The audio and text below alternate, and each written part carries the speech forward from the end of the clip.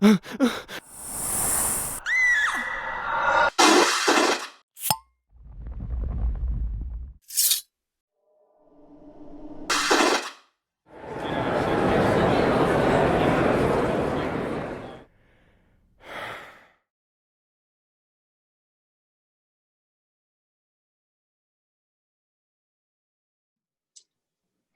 and welcome.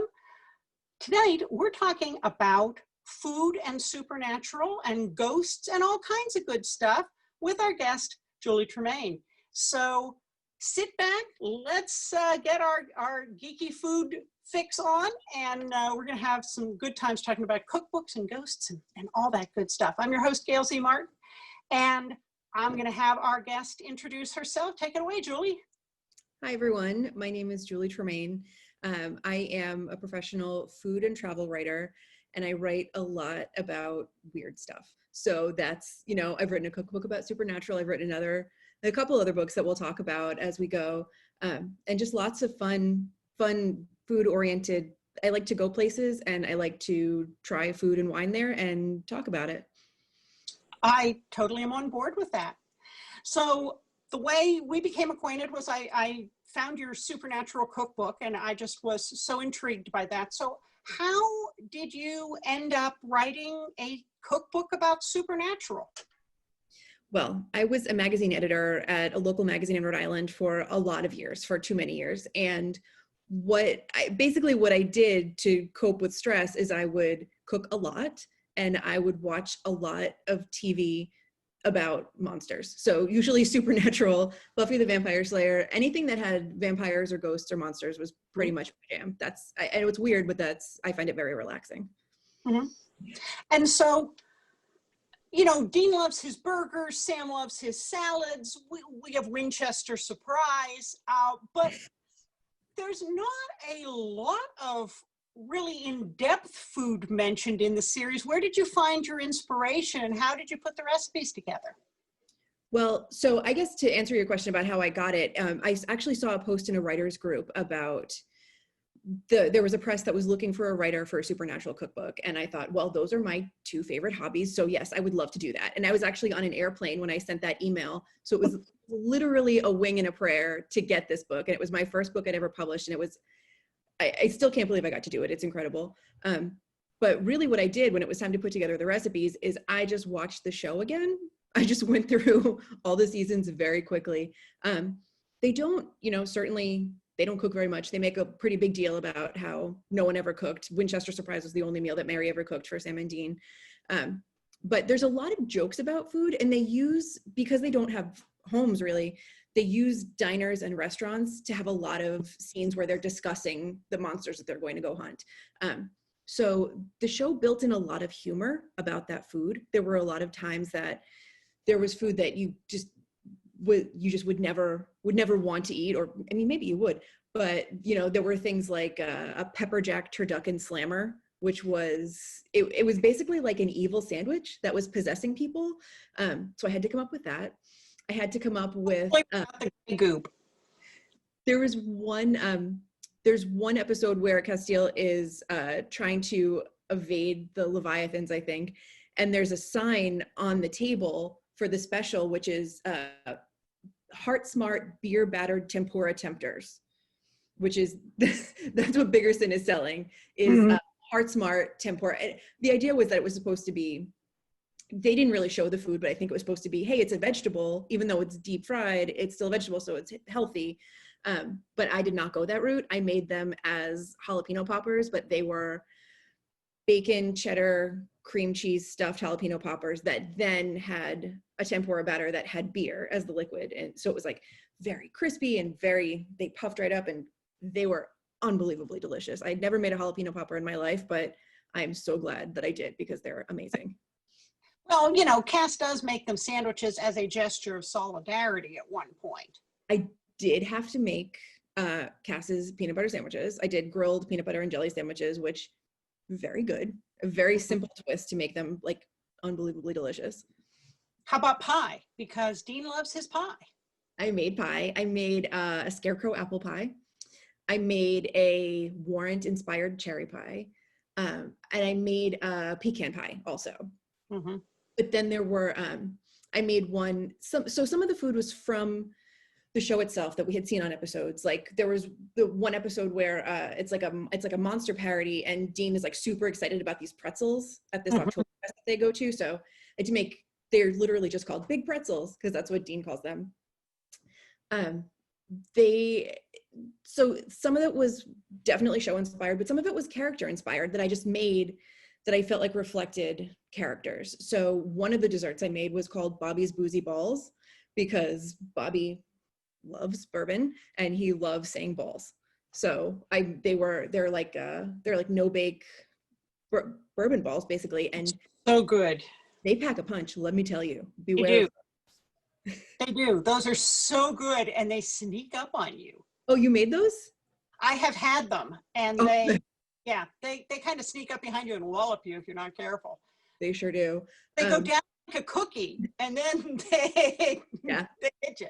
Yeah. Have them with How water. about a pig poke? Do we have that? Oh yeah, I made pig in a poke, which that was one of the recipes that I was not like so excited about because sausage is like not one of my favorite foods, but they turned out really, really well. It's just a pancake with a sausage. It's like a taco, but like a breakfast taco with a pancake and sausage. It's really good, and bacon. That all sounds so good. Were there any other recipes that just kind of surprised you, either that you surprised you in that you came up with them, or surprised you that they ended up being better than you thought they'd be?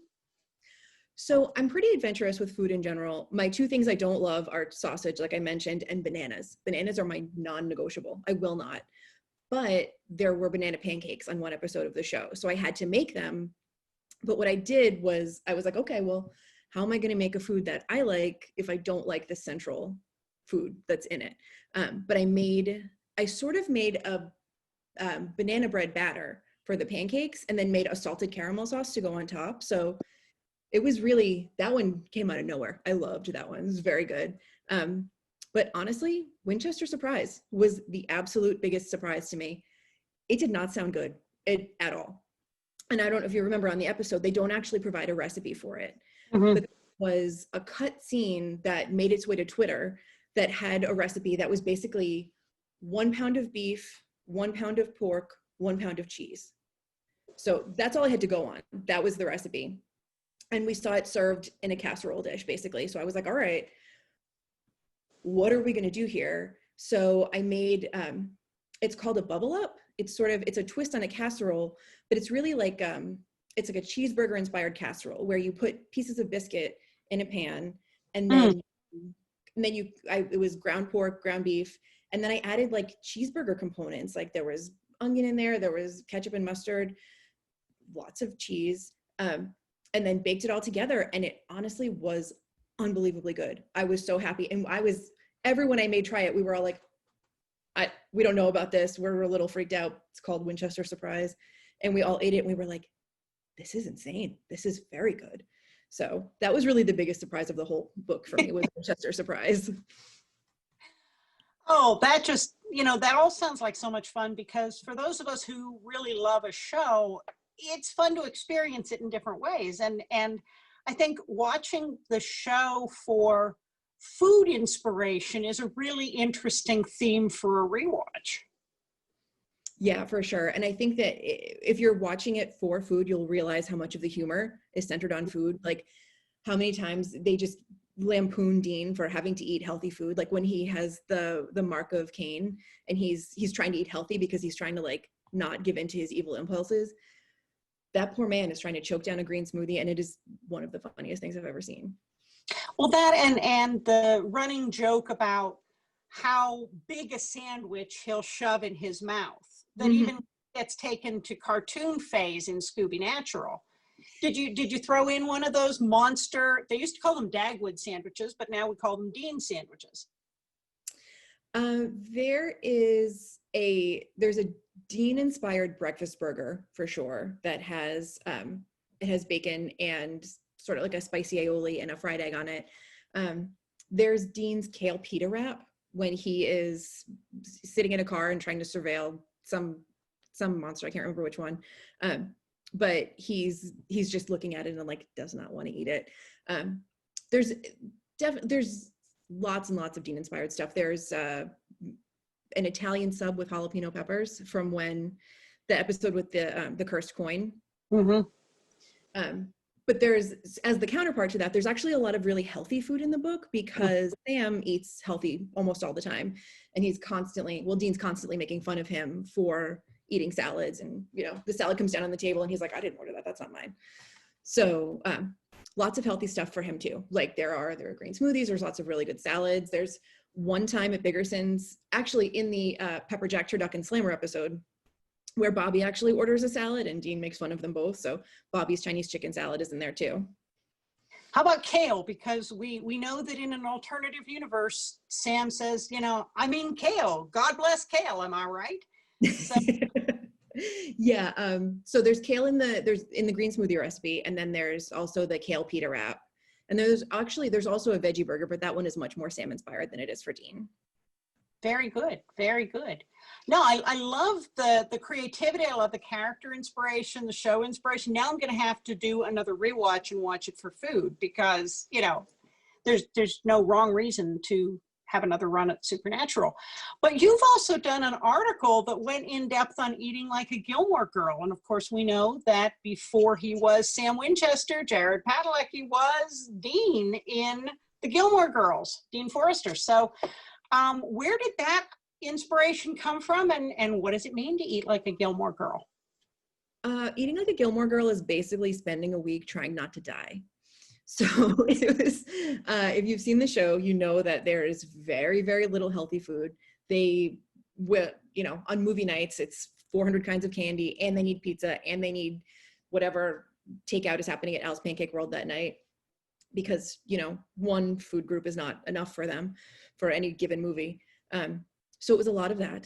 It was a lot of, okay, let's have a movie night and have 6 kinds of potato chips. And I actually found something that was like quadruple stuffed Oreos that had just come out. And I was like, well, that's a Lorelei joint right there. I'm going to have to get those. So lots and lots of junk food, but then I did add a little bit, the show has a lot more than just Lorelei and Rory eating junk food. Suki is a gourmet chef, so there's some Suki inspiration in there. I did do a Friday night dinner. I went out to a really nice restaurant and had just a delicious steak and a glass of really good wine, because I actually pulled it right from the episode where Lorelei and Emily go to the spa, and they escape from the spa to go have a steak dinner because they don't want to eat any more tofu. So I did not eat any tofu, but I did eat a really good steak. But honestly, the reason I wanted to do it is because that's like the running joke, is like, how do they possibly eat like that and look the way they do and have energy and not break out? So I tried it for a week, and I will tell you, I did not feel very good. My guts did not feel great. I really felt like, I just felt like I had poison in my body. Like I love a cookie once in a while, but I think I ate pizza 4 times in 2 days. It's funny because normally in a normal year, when we don't have all the stuff going on that we have in 2020, I do about 14 to 17 genre conventions a year. And that means I'm running between panels, and that usually leaves me with bar food and, hotel quick service. And I have to say that while I miss my friends and I miss the genre conventions, I haven't really missed the bar food all that much. I like it. Yeah, I love the taste. Yeah, one meal of it is great, but every morning it was Pop-Tarts in the morning, and then a mid-morning snack of Oreos, and then some kind of frozen something for lunch, and then because I was eating a ton of food, but I was always hungry because what I was eating was so nutrient poor. So, in the afternoon, I was like, all right, well, we'll have some chips or whatever thing. I actually went on a week-long quest to find Mallow Mars. I could not find them anywhere. And even, I guess they're seasonal. They're only in the warm weather months, in the cold weather months, because when they first came out, there wasn't good refrigeration, so they would melt. But it was in the season for it. I was doing this diet in March, I think. So it was still technically Mallomar season, but they just weren't anywhere. I went to like 6 grocery stores. I was calling places. I was Googling, could not find it. Eventually, my Mallomars came in. I broke down and ordered them from Amazon. I got 1 box for $10. It hurt me so much. And then I got them the last day and I was like, these are actually pretty good. And I kept eating them for the next 2 days afterwards. So even if you're not planning to write a cookbook or an article, with your background in food, does that really influence you, or does that jump out to you in pretty much everything you watch? Are you kind of always thinking, wow, he just ate that? Yeah. Especially in college, that was like my biggest way of procrastinating on work, is that I would watch movies and whatever they were making in the movie, I would be like, well, I got to make that now. So I would, stop everything, go to the grocery store, get the stuff to make this cake, and then have friends over, eat the cake, watch the movie again, and then maybe we'll do the work tomorrow. I can see that. I mean, I can see if food's your thing, people talk about it a lot. It's part of the setting. It's part of the, as we mentioned with Sam and Dean, it's part of the character. So I can see that jumping out if that's what you're really attuned to. But now you also do travel writing and you do theme park food and travel. Tell me a little more about that, because I got to admit, I'm a huge Disney person. I for sure have the travel bug. I grew up traveling a lot when I was a kid. My grandparents were teachers, so they would have the whole summer off and we would just go, we'd get in the camper and just go. So as an adult, I definitely have just continued that spirit of like, I need to go to the next new place. I need to keep exploring. I want to see, I don't like to go to places twice because I'm like, there are too many places in the world to go. So I've always got the travel plan. So being grounded for the last 6 months has not been super easy, but I've definitely found ways to travel, especially going to theme parks. This summer, as the theme parks reopened in Florida and other places too, I was traveling. I was there as a writer covering opening day for lots of outlets. And honestly, like, it felt okay.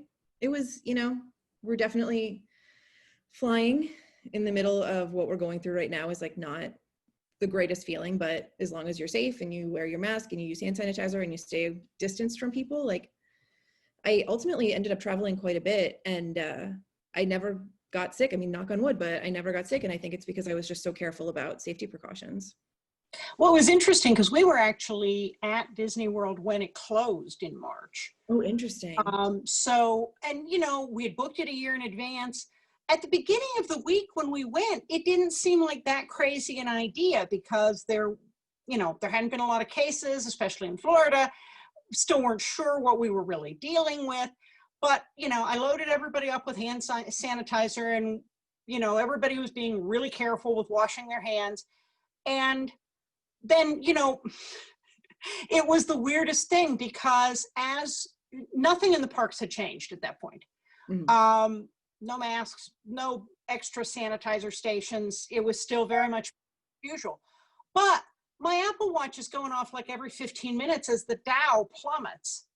And one thing after another is happening. And it's like, okay, I've got an apocalypse on my smartwatch, but here in the real world, nothing's changed. This is really freaky.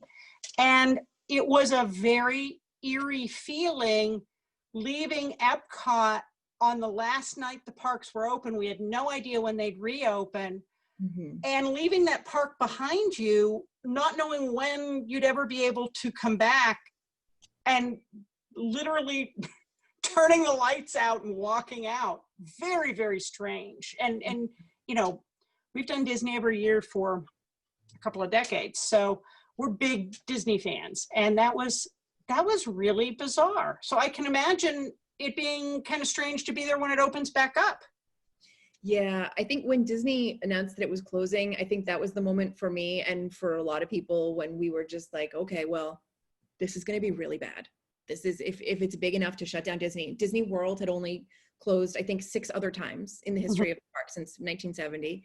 And that's usually for like hurricanes, or it was when 9/11 happened. Like it takes like major events for that to happen. So it was very scary. And, it's not like the world became all that much safer. So when they decided to reopen, I mean, I was really conflicted about it. I know a lot of people were very conflicted about it, especially when Disney World was opening again. It was in the middle of a really bad surge in Florida. Mhm.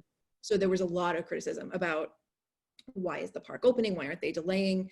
I got a lot of personal pushback of, why would you go? Why would you promote travel? But I didn't really see it as, I was very careful in my writing to say, like, I am not telling you to go here. I'm not saying that you will be safe here. I'm saying I went, I took a calculated risk. I felt that it was important to me to see the first day. And I honestly did feel okay there. I felt safer at Disney and at Universal than I do, in the grocery store. People, there's no one forcing you to wear a mask anywhere, but in the theme parks, it's required. You have to, at Universal, they have a person dispensing sanitizer into your hand before you get on the ride. It's required. You have to clean your hands before you get on. Everywhere you go, if you lower your mask to take a sip of water, someone's saying, please put that mask back up. Like, they're really, really on it. And I felt okay. I mean, there's been some things in the news recently about maybe Disney's not being totally forthcoming about their infection rates, but all I can say is my personal experience, and it was okay. It was scary, but once you got past the scary part, it was okay. Well, there's a lot about travel that isn't guaranteed to be safe, especially depending on the kind of travel you choose to do.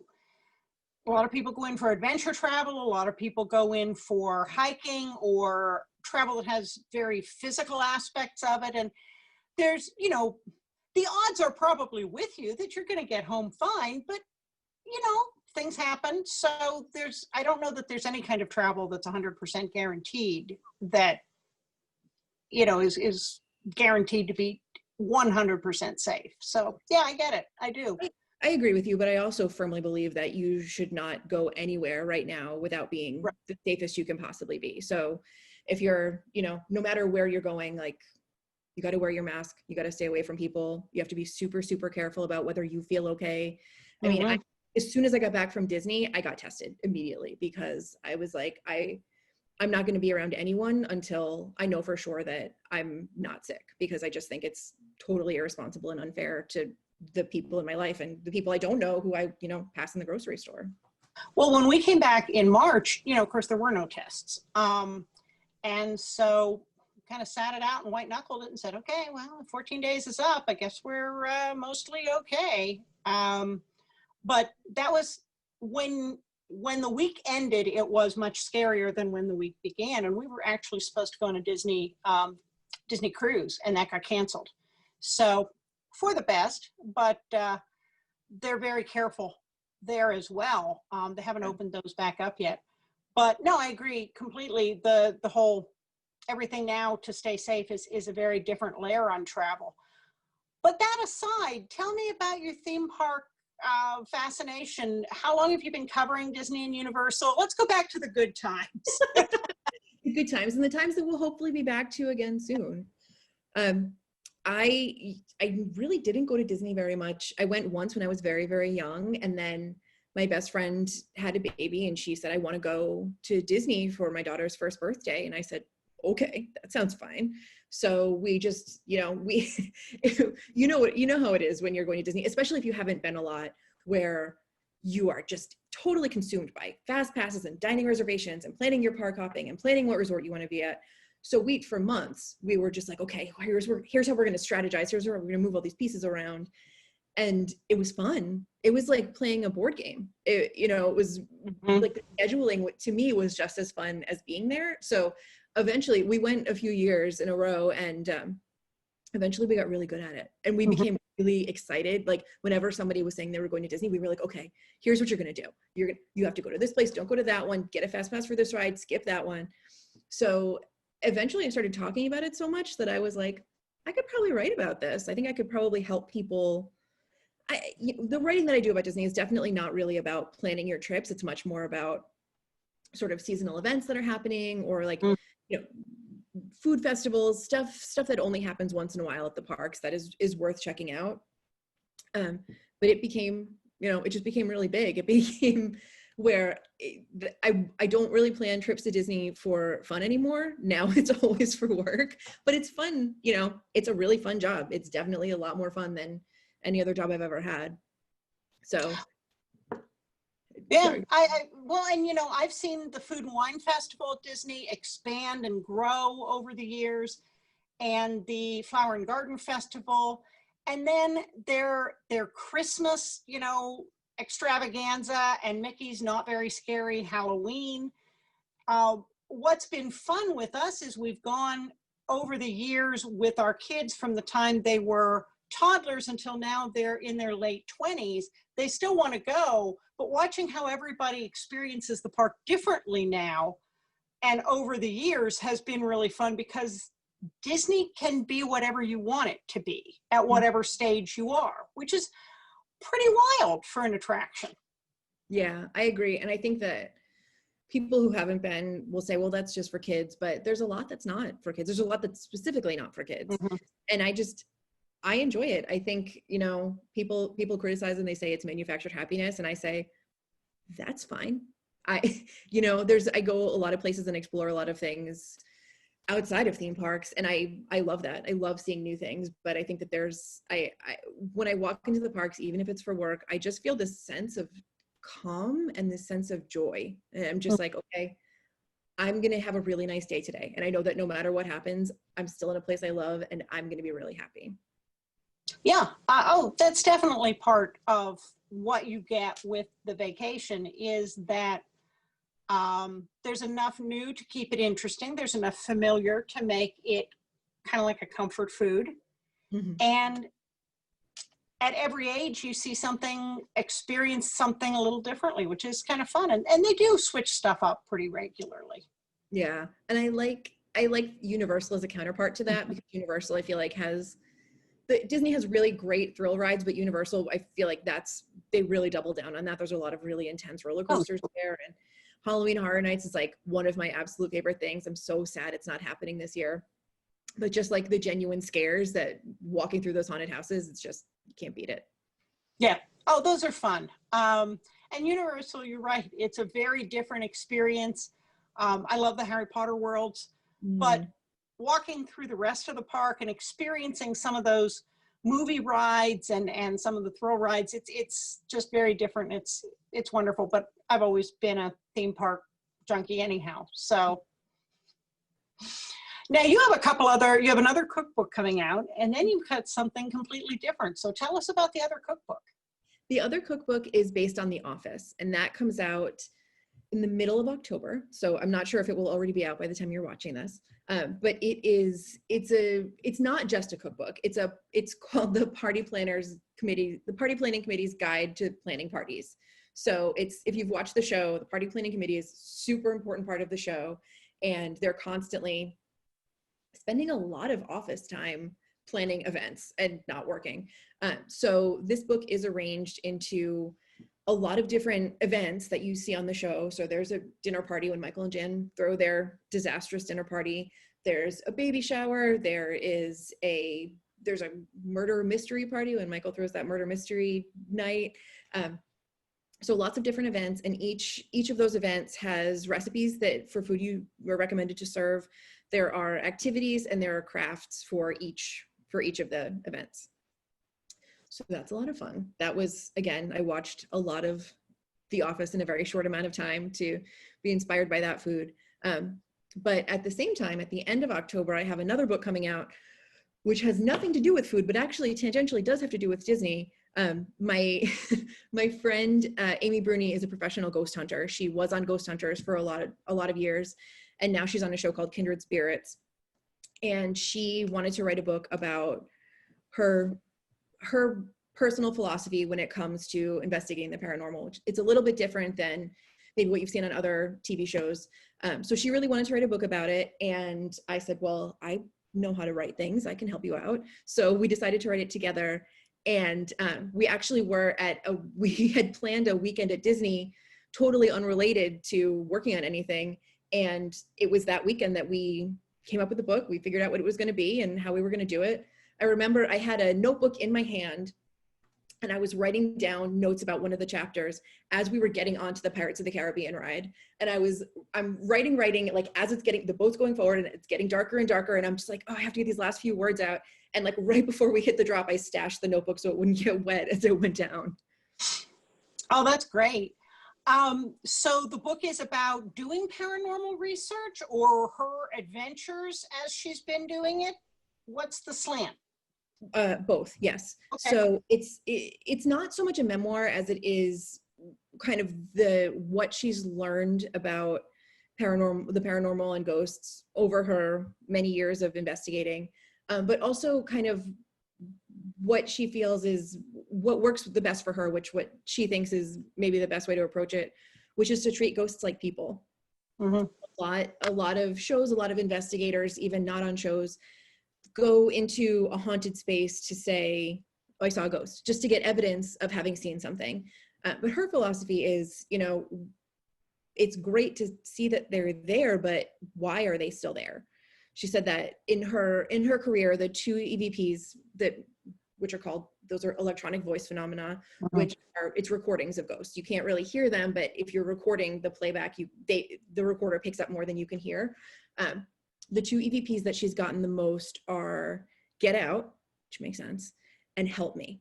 And she said that after a lot of years investigating, when ghosts were saying, help me, it really broke her heart that she couldn't stay to help them more. But because of production schedules or limitations to the places, she really couldn't help them and figure out why they're there or talk to them or find out if there was a message that they wanted to relay, and that's why they're sticking around. So that's, over the years, it became much more about, I want to talk to these ghosts as people and not just see them as sources of entertainment. So really that's what the book is about, why she feels that way and what she does to sort of, she jokingly calls it ghost therapy. It's not really that. But sort of the way that she talks to them, that's different, and the results that she gets, and very moving experiences, powerful experiences that she's had, but also very scary experiences that she's had. And let me tell you, I was at some of those experiences and they are terrifying. I stayed in a haunted hotel room once at one of her paranormal events, and furniture moved. And I will not say, like, I did not walk into this saying like ghosts are definitely real. I come at it from a journalistic approach of like, okay, I'm going to observe what I can observe, and I'm going to talk about what I see. And I saw furniture move. And no one was in that room with me. Wow. Yeah. So that story is not in the book, but a lot of Amy's experiences at that same hotel are in the book. It's called Life with the Afterlife, 13 Things I Learned About Ghosts. And it's by Amy Bruni with me, Julie Tremaine. And it comes out at the end of October. And honestly, I cannot wait for people to read it. I think if you're interested in the paranormal, it's going to be a whole new perspective on maybe what you've read already.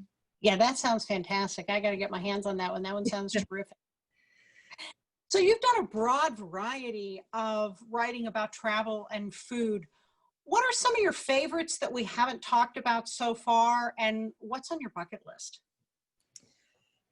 God, the bucket list is endless. I feel like every time I cross one thing off of it, there's just 10 more things that go onto it. I've done a lot of cross-country road trips. That's really my favorite thing to do, is just get in a car and drive. Luckily in the last few years, I've really hit most of the cities I had been intending to visit that I hadn't visited yet. But I would say absolute top of my bucket list for where I want to go next is Chicago. That's one place that I generally stick to the coasts. I'm either all East Coast or all West Coast, but I've heard such amazing things about that city and I can't wait to get there. And relatedly, I really, really, really want to go to the House on the Rock, which is not too far from Chicago, which is, I'm sure you're familiar with it from American Gods, which is, I love bizarre roadside attractions. I love places that were popular a long time ago. Like I'm very much like, I love nostalgic pop culture. And I think that's part of why I love Disneyland so much, is because I walk in there and I feel like I'm in 1955. So the House on the Rock for sure. Super weird one. I can't wait to see it. Honestly, like I had a failed bucket list item. I went to Sweden in February and we went on a snowmobiling excursion. I've never been that cold in my entire life, but I suffered through it because we were supposed to see the Northern Lights. And the guide said, no, there's not going to be any lights tonight. It's too warm out here. Meanwhile, I'm like, my body's like in a fire trying to thaw my feet out. Like it was at the Arctic Circle. It was very cold, but even in like 3 layers of like snowmobile gear, it was, I'll try that again, like maybe from inside a house at some point. But I don't know if I'm going to be out in the snow, like traversing frozen lakes in Sweden again. Wow. Yeah, that would be a disappointment to freeze like that and then not even get your Northern Lights. Yeah. Well, you know, when you get to Chicago, it's a great city. So all the hype is true. And the food, oh my God, the food. Not just the pizza, but you got to get the Greek stuff and the Greek Italian stuff. And oh my gosh, you know, it's a great city. But I'm going there in the summer because I've heard it's basically Arctic Circle temperatures in the winter time. Yes, yes, with the lake effect. But I mean, hey, even death likes the pizza there. We know that from Supernatural. So that's true. That's actually a really good recipe. That was the first time I ever made Chicago style pizza, and I was really happy with how it came out. Oh my gosh. So you've got those 2 books coming up. Do you have any big article series coming up or anything that you're working on right now? Yeah, actually, I just got hired to be the first ever Disneyland editor for SF Gate, which is part of the San Francisco Chronicle. So I'm based in LA right now because I want to be as close to the park as possible. It's not open yet, but I feel like it's probably coming soon. But this is my main gig from now on, is really digging into the history and culture of Disneyland, really talking to people who, you know, I've seen Disneyland is a very different creature from Walt Disney World. It's much, much more about people who live close by and have been going their entire lives. So I saw this one man waiting in line at the Cars ride who had this giant lanyard of pins on, but the pins were like, I was here opening day of Indiana Jones ride, and like, you know, Disney's 20th anniversary in 1975. And like, talking to people like that about why they're passionate about it is one of the things I'm absolutely thrilled to be doing, talking about rides that aren't there anymore, really digging into like sort of untold stories. My next thing that I really want to investigate is whether Walt Disney is actually frozen, which pretty sure that's not true. Pretty sure I read that it's totally a lie, but I really want to find out where all those rumors came from. I mean, that's like a legendary urban myth. So just to me, the fact that it ever happened is as interesting as whether it's true. Well, and you know, the whole mystique over the rides that aren't there anymore and the rides that have changed over time, and real Disney files will be able to completely recite where the scripts have changed and what's changed and when it changed. And, you know, all fandoms have their rabbit holes. And definitely that's one of the ones for Disney files. Yeah, absolutely. Rides that aren't there anymore. And to me, like, there's a lot that Disneyland has that Disney World does not have, but they have a lot of old rides that have been torn down. They still have Mr. Toad's Wild Ride, which is one of my least favorite, but I end up going on a lot because the wait time is always so short. Yeah. But there's like the Matterhorn, there, you know, things that Disney World has never had, but they also do really interesting holiday things there that don't happen in Florida. They have Haunted Mansion, for example, becomes Nightmare Before Christmas themed for all of the fall. So it starts in September, I think, and then it goes through January, where all the normal stuff is taken down, and it's all like Jack Skellington going through trying to create Christmas in Halloween. Oh, wow. It's amazing. Just the visual effects are just stunning. I love it. I love the regular Haunted Mansion more, but it's really nice to get that change. The same thing happens with It's a Small World. That gets a total holiday makeover. I'm not sure if that happens in Florida. I don't believe it does. The last time we were there at Christmas, and it's been a while, they may have upped their game on it. I don't remember that, but that's been a while, as I said. But it snows in Florida. I mean, in California. It snows at Universal Studios and it snows at Disneyland. If you're standing on Main Street and all of a sudden just at the end of the fireworks, just snow comes from all on top of the buildings, and it's gingerbread scented, and it's definitely not real. I'm pretty sure it's made out of soap, but it is magical. Standing there as the snow falls all around you is just, it's lovely. It really does feel like there's a beautiful sense of holiday warmth that happens when that happens. Oh, that sounds fantastic. Now, one of the things they'd introduced in Orlando is the projection mapped video onto the castle, which, you know, when I first heard of that, I thought, okay, how impressive can this be? They're gonna, yeah, I mean, I've seen people put a movie on a wall before. That's not this. It was so mind-blowing. Yeah. And I know that they do a special one for Halloween, which I'm not going to get to see this year, but do they do that with the one in Disneyland as well? Have they done the projections? They do. It's been a couple of years since I've been there for holidays, but there's definitely a special show that happens at night, special like fireworks presentation. And it's different. They have, so in California Adventure, they have something called World of Color, which also does not happen in which is, so Disney's California Adventure is the counterpart to Disneyland, which that's the part that we would call Magic Kingdom in Florida. It's Disneyland here. But there, it's two parks across a plaza from each other. So you just walk. Park hopping is literally just, you know, walking 400 feet. I mean, it's longer than that. It's a few minutes walk, but they're right across the plaza from each other. It's very easy to get back and forth. So you can see two shows in one night. So California Adventure is California themed, and it's based around this giant lake in the middle of the park. Everything is kind of a loop around that, similar to Epcot. And in the middle, they have all these jets under the water, and the jets come up and they spray these like crazy fire and water all over the place, but they project images onto the water when it's in the air.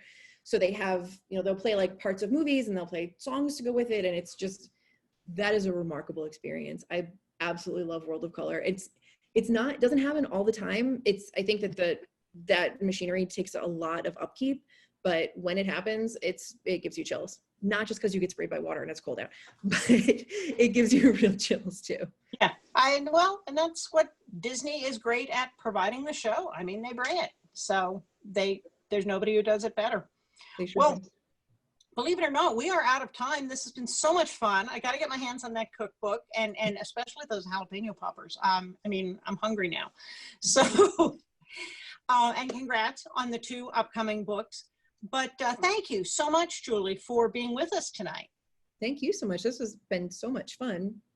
Oh, this has been great. And I'd love to get to talk more about that ghost book and everything else. So you may be hearing from me again here.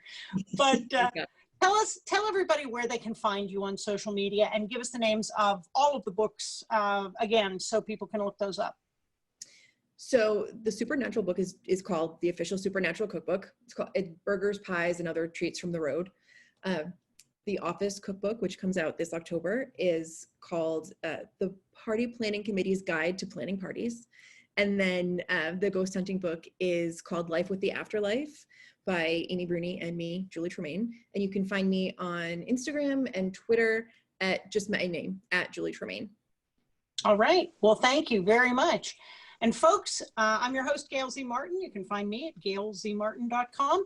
And of course, this is for Continual, so you know where to find us for that. Stay tuned. We're going to be having a lot more food and fun and fandom here on Continual. Thanks for joining us.